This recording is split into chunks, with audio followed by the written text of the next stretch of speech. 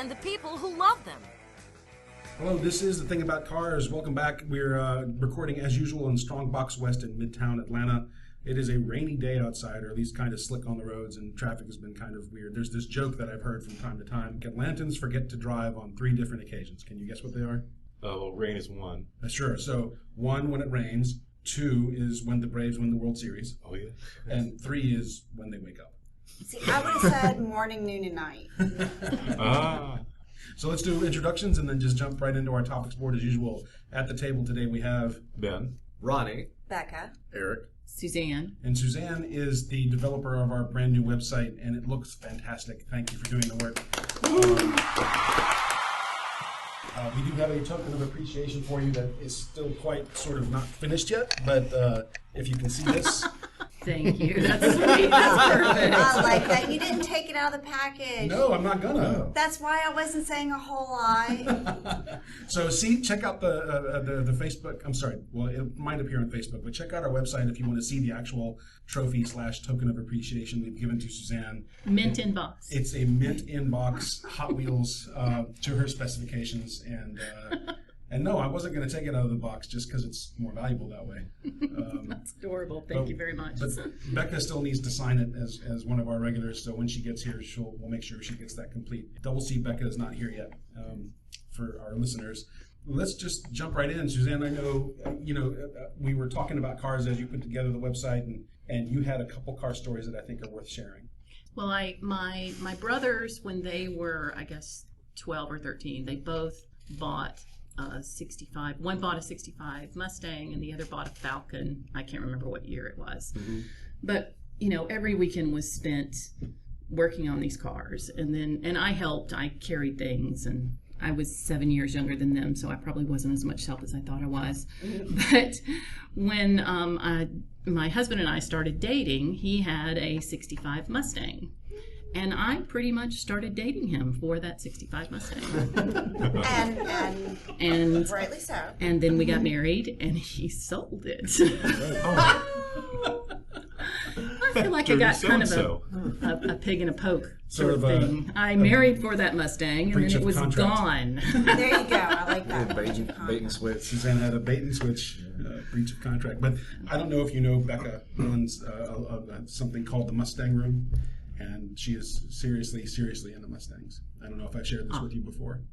Well, he asked me what my favorite color Mustang was, and then I ranted for a little while about the color of blue that the Mustangs were that I didn't like, and normally blue is my favorite color. Mm-hmm. And I think that was more information about Mustang colors than he wanted. Well, and actually, I have an aversion to red cars, just red in general. I don't like red cars, which is so weird because you think of the Mustangs and what have you from back in that era, and red was so wildly popular, and I try to avoid red. But my very first collectible that started the whole Mustang room, if you've heard the story or seen the website or anything, it was a red convertible 65 Mustang that started the whole thing. No kidding. So like this? Like exactly like that? Exactly like that. Yeah. I think they officially called the color candy apple red. I believe that was actually the Chevy That was the Chevy color. Okay. Ford had several reds, and I'm drawing a blank right now. I tend to like to call the standard one Mustang red. Okay. And it's the one that if you look at it in the wrong light, it's orange all of a sudden. It's orange, yes. But they had several variations of red. I'm with you. I'm not a big fan of red cars in general. I just don't like them. I've never appreciated them at all. No. But I was introduced to the term candy apple red in the 80s with reference to Alfa Romeos. And so back in the 80s, people were like, oh yeah, I want this candy apple red Spider. I'm like, I'd never heard that term before. My high school boyfriend had a red convertible Mustang. Yeah. Let's see a pattern for me. That's a pattern here. And we broke up after he came out. He kept the Mustang. Wow. So, anyway. So the car is a little more important. The car was really, the car was terribly important. See, I just didn't know enough Mustang people. He came and got me at Tech my first year there and took me on spring break to Florida. And we decorated the car with "Just Married," even though we weren't married. Because, you can speed when you've got "Just Married" on the car. And it was hilarious because every place we stopped in, at a gas station and everything, everyone's so happy for you. There was this busload of retirees on their way to Florida, and they're all cheering and waving. And I shouldn't have put that story on tape. Well, we haven't named anyone yet, so... And the statute of limitations has probably expired. Yeah. So, I completely forgot what I was going to say. So the second car story that you and I had shared had something to do with the bird. Right. So my father, my family has mild familial OCD. It giveth and it taketh away. We've had one cavity and 5 children. Every time I have to go buy more floss, I'm just insufferably pleased with myself because, but anyway, so there are good and bad things about it. And one of those is that my father was very, very particular about his car. You had to back in just the right way. It had to be exactly, I think my parents got a divorce because she parked crooked, So he would, every morning he would get up, or whenever you would come visit, you'd drive up and there would be the things that go on top of golf. There would be those on the mirrors of the car when you came to my parents' house. On top of the golf club, like a things, cover, like a felt yes, cover. But they were on the side mirrors of the cars. Okay. And he used ones that he had bought to try to get my kids involved with golfing. So it was like Big Bird and Elmo, and you drive up and here's Big Bird and Elmo sitting sideways, on the side of the car. And he had pretty nice cars. I can't remember the name. Y'all would know what it was. But anyway, so the story was that every morning he would get up and go to get in the car, and he's very OCD and has to wash his hands all the time, and there's bird poop right on the handle. Nice. And, he washed it off. He did all these crazy things. He had alarms set up trying to not have the bird come and every morning, month after month after month, bird poop on the handle. So he staked it out, and he discovered what was happening was a blue jay was coming in every morning and sitting and looking itself in the mirror and having its morning constitutional. So then he started putting the little golf things on the mirrors, and that did solve the problem. I just like the idea of not having dew on the mirrors. I'm thinking this is not a bad idea. One thing that I had heard, pardon me, I'm munching on something. What are you munching on? What was it called again? It's a beignet. it's a New Orleans delicacy. It's a donut of sorts. I just learned about them probably 3 weeks back, and now whenever I see a beignet, I do my best to purchase it because apparently it's supposed to be magical. I'm still looking for the magic. Maybe it's only in New Orleans. Something in the middle. No, it's because you have not put the correct amount of powdered sugar on the outside. Is that why? It's Yes. still, you need about 1.5 pounds of powdered sugar per beignet. But if it's originated from New Orleans, I imagine there's cocaine in there somewhere. But New Orleans, where are you from? So, yeah.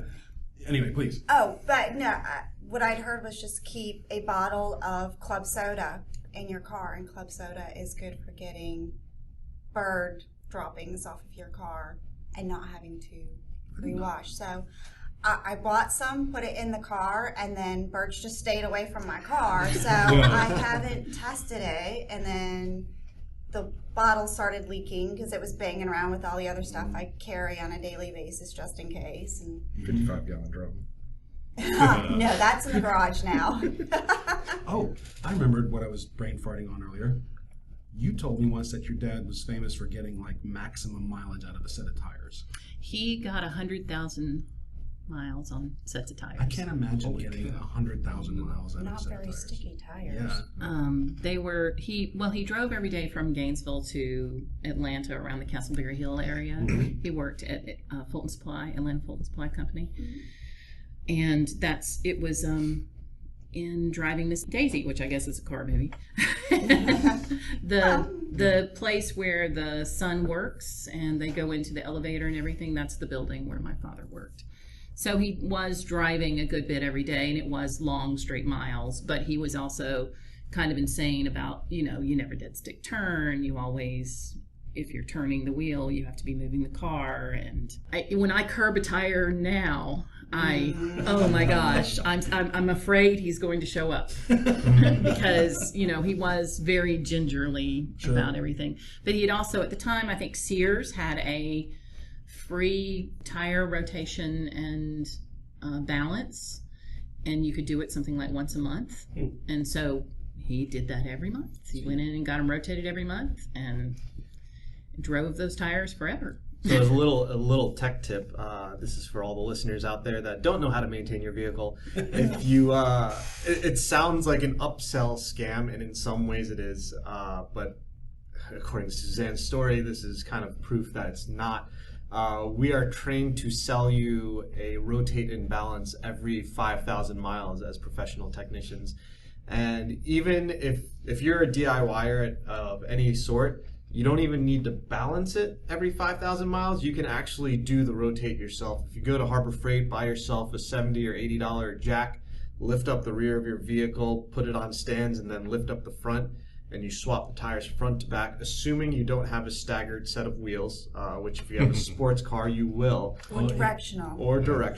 That's what I run into. Yeah, so if your rear tires are wider than your front, you don't want to swap those from front to back.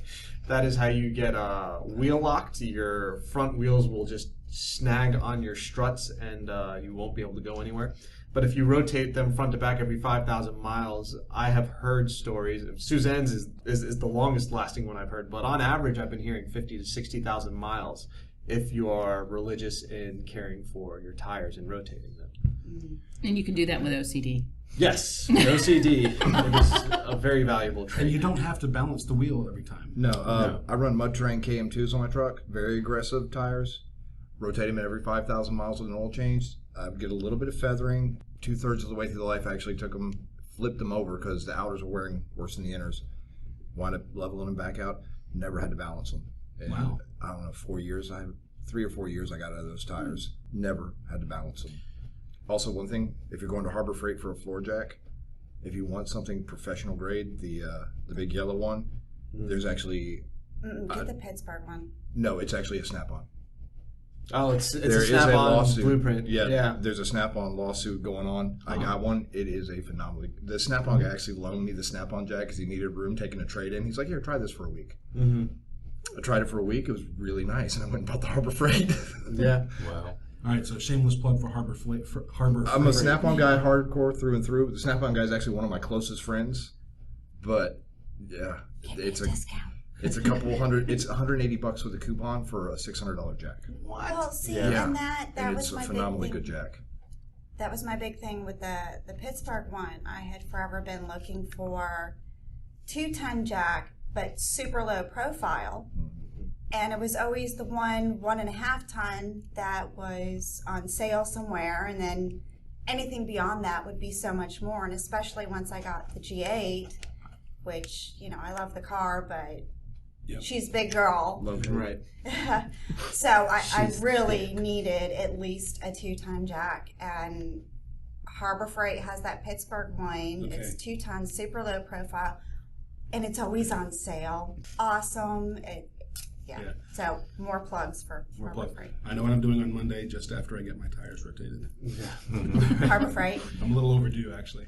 Let's jump into our list. We've sort of been bouncing around. We've got more than halfway through the episode, and we haven't even touched our board yet. At the top of the board, Becca has written down the word putty. Yeah, it's a little vague. I know that. I've been working on a project with the headlights on my Mustang. I have forever had these aftermarket headlights sitting in the garage.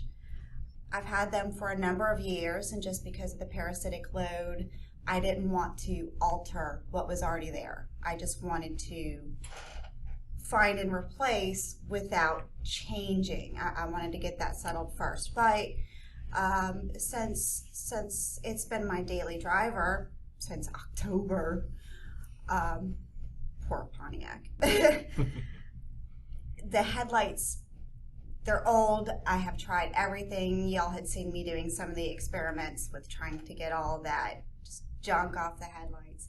So I tried to go in and install the aftermarkets, and the main adjustment screw was held on by such a teeny tiny little piece of plastic. As soon as I popped it in, what do you call the retaining things on the back of the, I'm using hands, I'm not thinking a word, sorry. As soon as I popped it in, that adjustment screw, what was holding it on, snap. So I'm driving around with one old fogged over headlight, one new, totally different aftermarket, pointing at the ground, because I can't adjust it. So I decided I'm just going to jump into a full-on restoration of the original. The original bracket? The original headlights, Okay. which involved also opening the headlight up.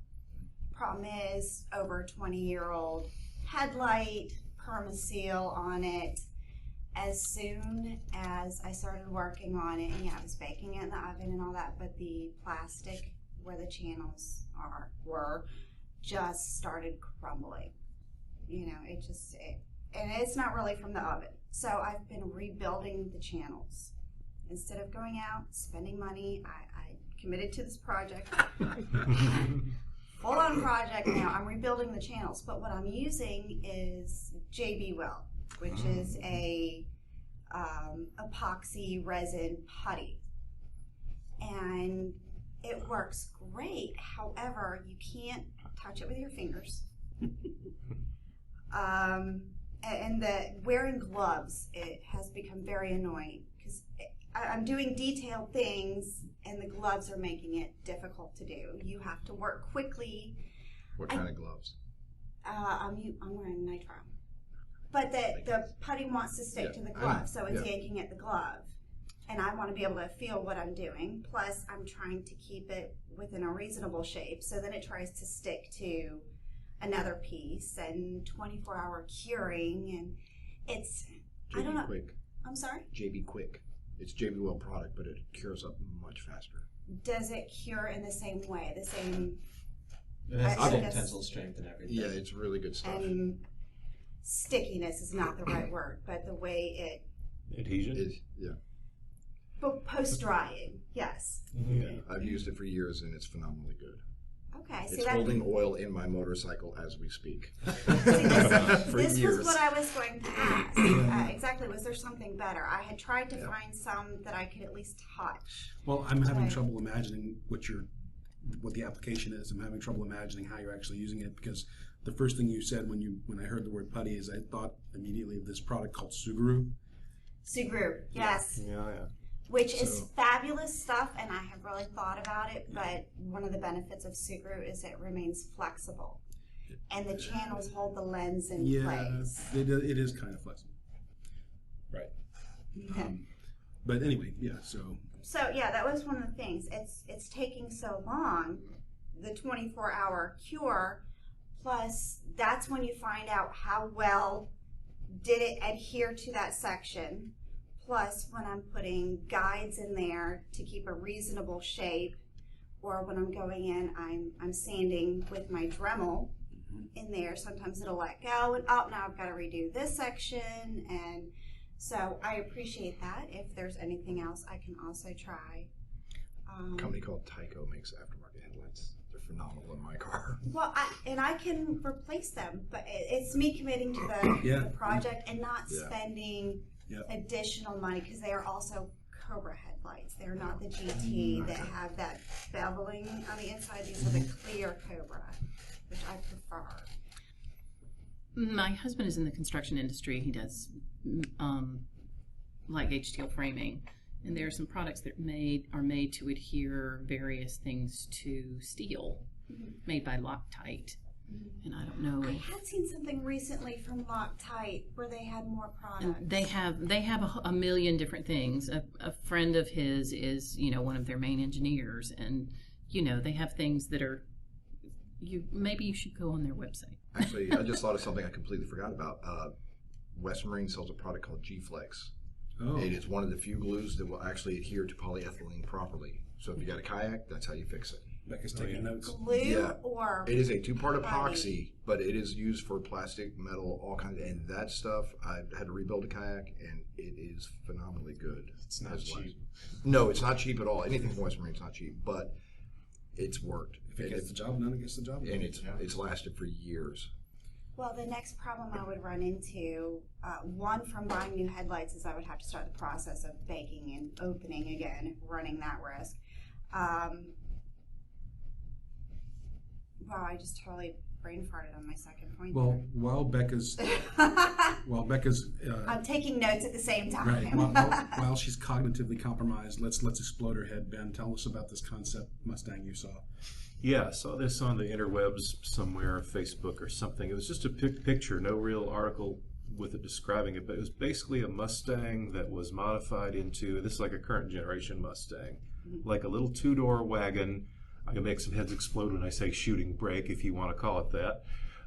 But it had the fake wood applique on the sides. I think the idea was to be like a 70s country squire wagon or something, but when I saw it, I thought Woody. I thought put a couple surfboards in the back and go to the beach.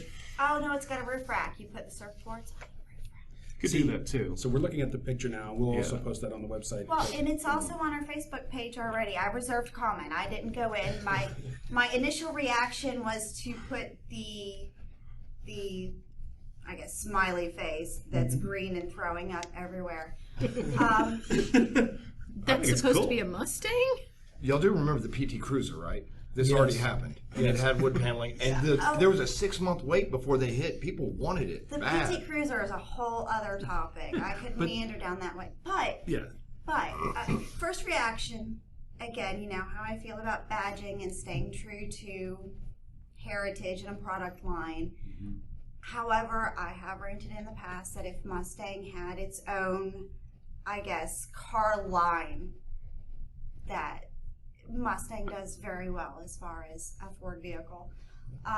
It's really not that bad, and I say that with a grain of salt. Wait, get rid of the wood first of all. Sure. That I can't even say the words on the podcast that I would like to say. But It's hideous. really, the lines on it really aren't that bad.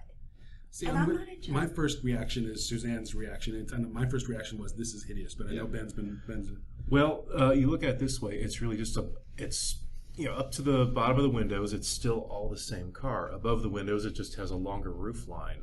You can carry stuff in it, which you may want to carry stuff very fast in a Mustang, but also it's probably got some great body stiffness if that roof is done right.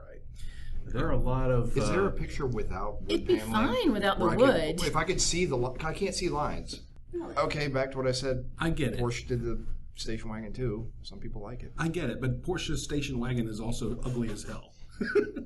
Yes. You know, No, I'm right there with Really you. not that bad. But- It's gonna have to really be just powerful. It's well, that's the thing. Here's my thing. Don't call it a Mustang. Call it something else.